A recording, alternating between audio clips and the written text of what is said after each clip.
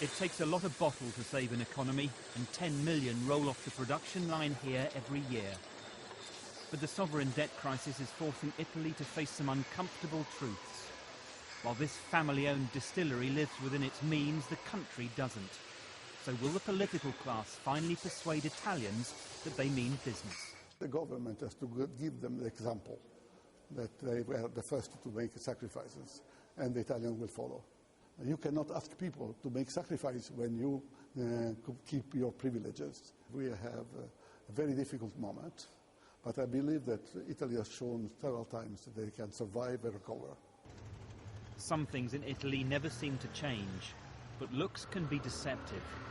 The economy has been sluggish for years, and the Dolce Vita is already coming to an end. Just like in Greece or Portugal, but on a much bigger scale. This isn't just about a few more cuts here, a few more taxes there. It's about changing the way the Italian economy has operated for decades. And that's why there has been and will continue to be so much resistance to reform. Protesters have been out on the streets to complain that the burden is falling on the poor, and entrenched interests have been busy trying to protect their turf. But Romans have been around for long enough to know that things can't always stay the same. Italians usually are able to address problems and solve them really at the last minute, and we are now at the last minute. Italy, in a sense, is too big to fail. Nobody may really help Italy for a long time except Italians. And I think some Italians, most Italians, have understood that.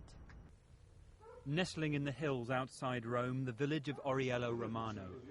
Preparations for the annual Porcini Mushroom Festival. In a makeshift tent, the cleaning and cooking has begun. Country life is a long way from political scandals and parliamentary votes in the capital, but nowhere is entirely immune. We're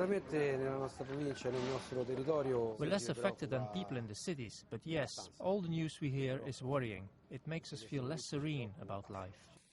Out in the woods, the search for mushrooms goes on. There are hidden treasures in the economy too, but austerity will bite much deeper before any signs of recovery emerge.